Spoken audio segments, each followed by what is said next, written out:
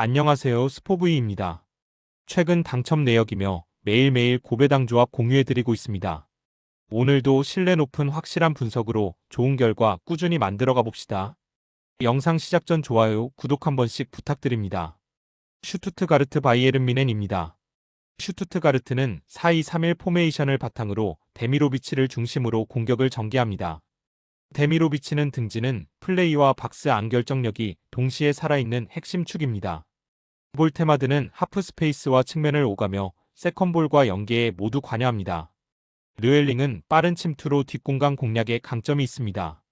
다만 더블 볼란치와 센터백 사이 간격이 벌어지며 하프 스페이스가 쉽게 열리는 약점이 반복됩니다. 바이에른은 4-2-3-1 구조에서 케인을 중심으로 점유와 마무리를 동시에 가져가는 팀입니다. 케인은 연계와 마무리를 모두 책임지며 수비 라인을 끊임없이 흔듭니다. 올리세는 오른쪽 하프 스페이스에서 드리블과 왼발 컷신이 가장 위협적인 자원입니다. 고레츠카는 중원 압박과 박스 침투를 동시에 수행하며 세컨드 라인 득점 옵션을 제공합니다. 수비 또한 라인 간격 조절이 뛰어나 리그 최고 수준의 안정감을 유지하고 있습니다. 이 경기는 슈투트가르트의 빠른 공격 템포와 바이에른의 짠물 수비가 정면으로 맞붙는 구도입니다.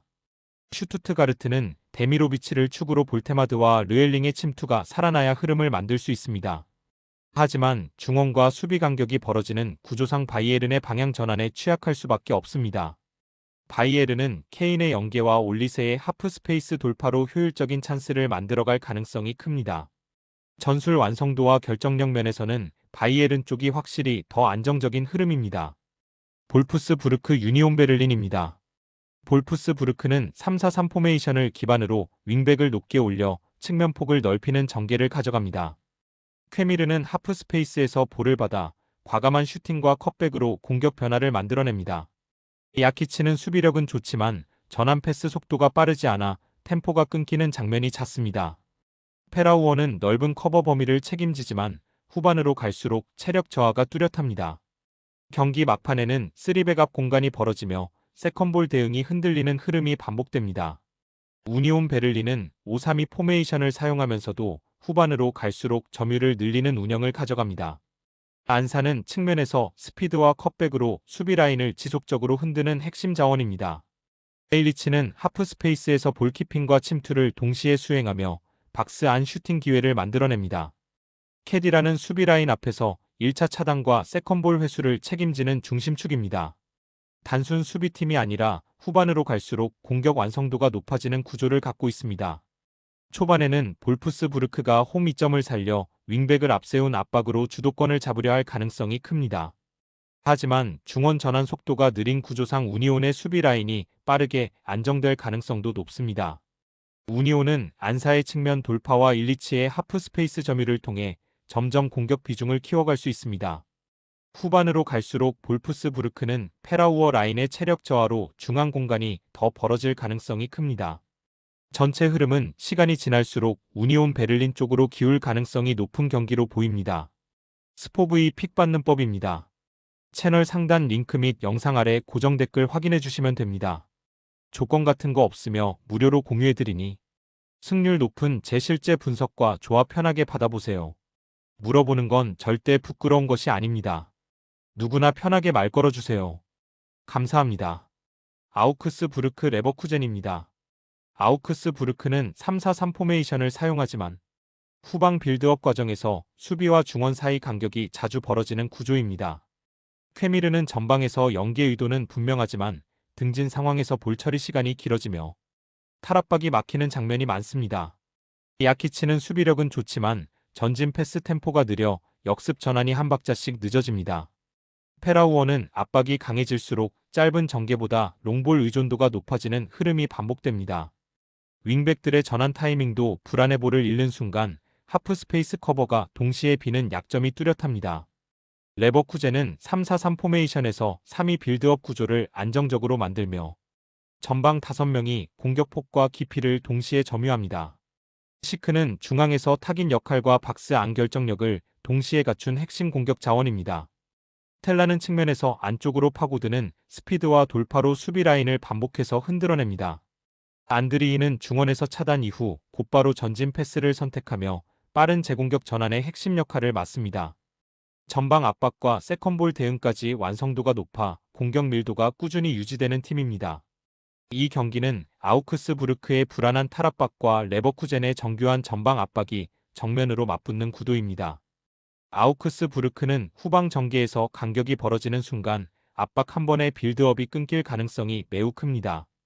반면 레버쿠젠은 공을 탈취한 뒤에도 시크와 텔라를 활용해 박스 근처에서 곧바로 슈팅각을 만들어내는 구조를 갖고 있습니다. 안드리히의 1차 차단과 전진 패스가 이어지면 아우크스부르크는 롱볼에 더 많이 의존하게 될 흐름입니다.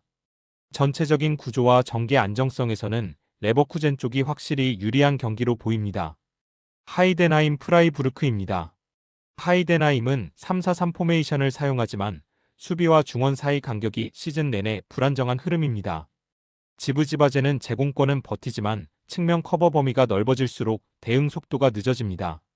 레오시엔자는 과감한 오버래핑 이후 복귀가 늦어 측면 뒷공간 노출이 반복됩니다.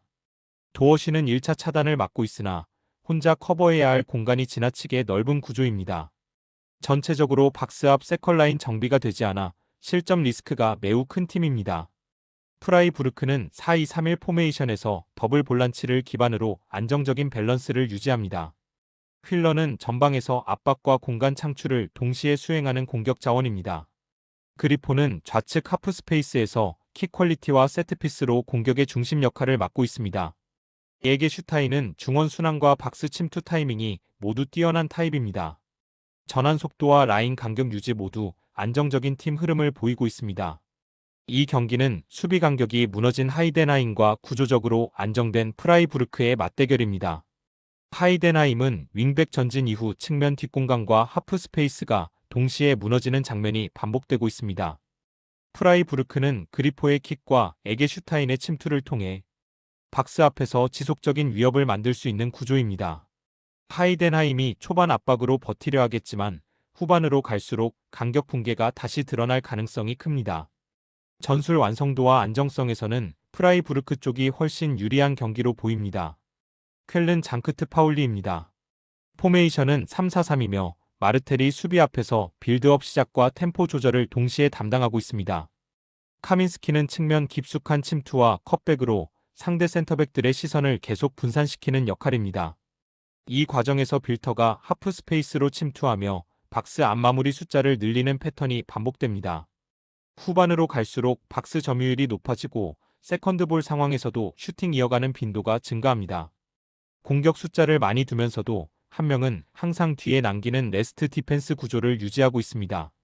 포메이션은 3-4-1-2이며 마티아스 페레이라 라게가 중원과 전방을 잇는 핵심 연결고리입니다. 시나니는 하프 스페이스에서 볼을 받아 방향 전환과 슈팅을 동시에 노릴 수 있는 유형입니다. 아운톤지는 후방 빌드업에는 강점이 있지만 라인이 올라가면 등 뒤 공간 관리가 불안합니다. 윙백들이 공격 시 크게 전진하면서 전환이 늦어질 경우 측면과 하프 스페이스가 동시에 노출됩니다. 압박 타이밍이 흔들리면 중원과 수비 사이 공간이 빠르게 벌어지는 문제가 반복됩니다. 쾰르는 카민스키의 측면 침투와 빌터의 하프 스페이스 침투를 통해 박스 안 숫자를 지속적으로 늘리는 팀입니다. 상파울리는 라게와 시나니를 중심으로 한 이선 전개는 위협적이지만 수비 전환 시 측면과 중앙 사이가 자주 비어집니다. 윙백이 높이 올라간 이후 공을 잃게 되면 쾰른의 컷백과 세컨드 침투가 그대로 실점 루트로 연결될 가능성이 큽니다.